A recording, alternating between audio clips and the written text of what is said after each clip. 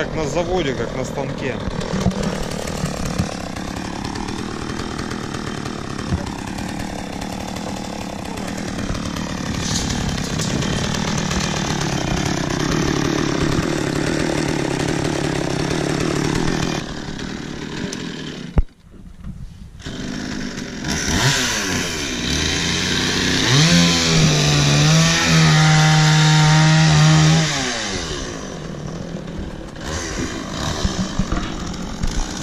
Буду постоянно обращать внимание на материал. Постоянно. Потому что этим мы и отличаемся. Многие это не ценят, спрашивают только стоимость. Почему у вас стоимость? Они уточняют даже из чего и как мы строим. То есть насколько мы душу отдаем, насколько мы трепетно относимся именно к материалу. Покажу.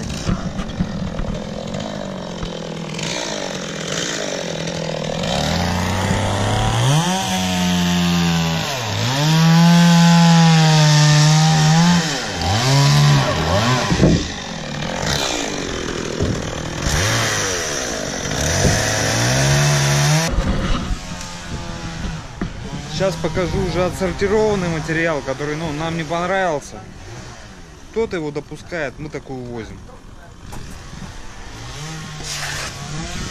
Сейчас.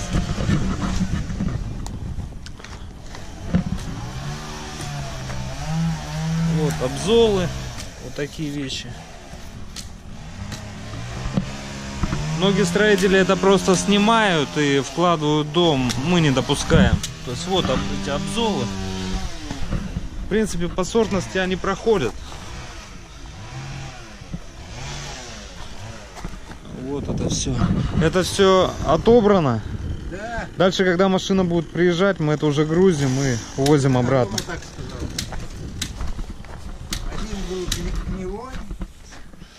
Так, это тоже, да, отсортированное? Да, вот приходят вот такие вещи. Заморачиваемся, это все специально складируем, потом уже обратно увозим. Повторюсь, геморрой, физические вот эти все мероприятия, еще транспортные затраты делаем, но в дальнейшем у вас дом зато красивый, благородно выглядит, красивый. Ну и чисто внешне даже приятно будет в нем находиться. Вы же в ближайшие 1,5 года отделку здесь делать не будете. Приятно находиться, вот посмотрите.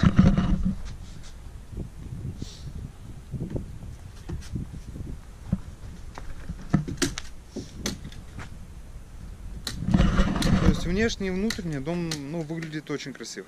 Какой брус? Ну да. Серьезно, привезли бы говнобрус, выглядел все хреново, но зато он дешевле. Причем мы посчитали на мы посчитали на 45 рублей всего лишь брус у нас дороже на 45 рублей. Но блин, смотри, он какой крутой. Мы брус берем порядка 7000 рублей за куб. Вот такой. Первого, второго сорта. Аккуратный, красивый. С минимумом обзола. То есть он идет где-то 6900-7000 рублей за куб. Ну, цены постоянно растут, поэтому это на текущий момент. Вот все вот такие вещи. Вот обзолистости. Это еще небольшие обзолы. Есть вообще круглые брусья. Иногда привозят. То есть здесь обзол. То есть практически круглое нам бревно подчас привозят. То есть такой пиломатериал стоит 6500 и дешевле. То есть такой мы в принципе не покупаем. Я к чему? То есть если вы хотите немножко сэкономить или особо не паритесь по качеству пиломатериала, можно и нам даже легче купить, вот грубо говоря, вот такой покупать, сортировать не надо, париться не надо, что на пилораме было, сразу привезли и с того и построили. То есть нам даже отчасти меньше геморроя. И дешевле это будет вам. Например, рассказываю, в доме порядка 30-40 кубов. В маленьком доме может быть чуть поменьше. То есть, пусть будет 30 кубов в небольшом доме. Куб стоит. Вот мы берем, грубо говоря, за 7, а за 6500 можно купить вот такой такой обзолистый пиломатериал. То есть разница 500 рублей. Примерно 45 рублей на один брус разница. Для меня несущественно, потому что я немножко как-то уделяю внимание качеству. Возможно, вам это не принципиально. вы ищете что подешевле. Разница, экономия для вас будет порядка 15-20 тысяч. То есть, если 30 кубов, ну, умножаем на 15 рублей с куба, получается 15 тысяч рублей. То есть, экономите 15, 25, 35 тысяч рублей только на качестве материала. Но вы можете сэкономить еще на джуте. То есть мы берем прошитый, более качественный. Вы можете, с хорошей плотностью, вы можете взять чуть попроще, подешевле. Дальше пойдет у нас лаги половые. Сейчас покажу. Вот они. То есть мы берем 100 на 200. В нашей компании, она, честно говоря, очень популярна. Практически каждый первый дом мы делаем из таких лагов. Есть... Как вам мягче, проще сказать? Есть люди, которые делают попроще. На данных лагах можно сэкономить. То есть можете взять 100 на 150. Можно делать их хоть из доски. То есть на этом вы тоже существенно сэкономите. То есть это не только пол первого этажа, это еще перекрытие. А если дом двухэтажный, то это еще и потолок второго этажа. Далее идет непосредственно кровля. По кровле вы можете сэкономить на крепежных элементах. Просто на гвоздики позабивайте. Да и все. То есть для многих это, я так понимаю, не принципиально. У нас крепежек, ну, честно говоря, очень много. Мы применяем и шпильки, мы применяем и глухари, и гвозди, и саморезы, очень много чего. И пластины металлические. У нас затраты достаточные, чтобы крыша была надежной. Дальше там еще идет гидропаразоляционная мембрана. У нас идет плотная трехслойная, то есть, ну, не дешевая. То есть весь конденсат, она не рвется, весь конденсат будет оставаться на пленке, то есть, ну, надежный на долгий год. Плюс сам металл. То есть по материалам вы можете сэкономить на строительстве дома, на качестве только, ну, порядка 50 тысяч, это как минимум. А если брать фундамент, ну, все, там 100, 150, ну, 1100 точно вы можете сэкономить только на материалах при строительстве дома. То есть от бюджетного, самого дешевого варианта до более хорошего, не говорю, что лучшего, хорошего, достаточного для жизни, достаточного для того, чтобы конструкции несли свои нагрузки и выполняли хорошо свою функцию. Разница будет только по материалам порядка 100 тысяч. Представляете? Поэтому можно...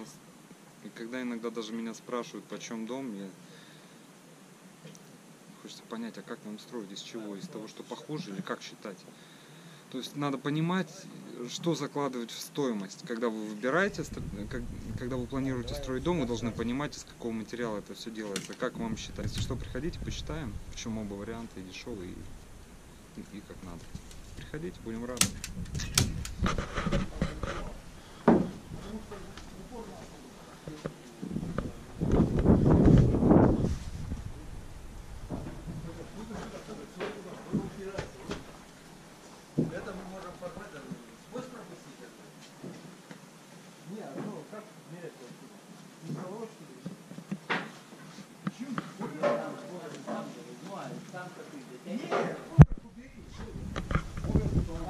Вот так все мощно крепим.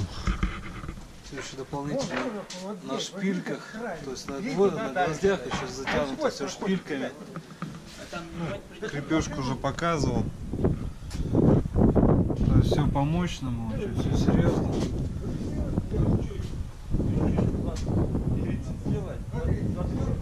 То есть все, что надо, чтобы было крепкое, надежное кровля.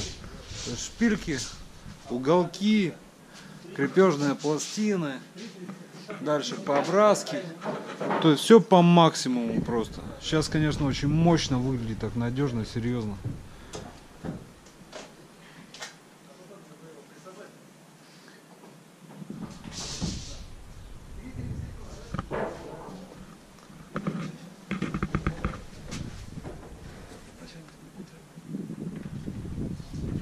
Один прямой угол делайте, все.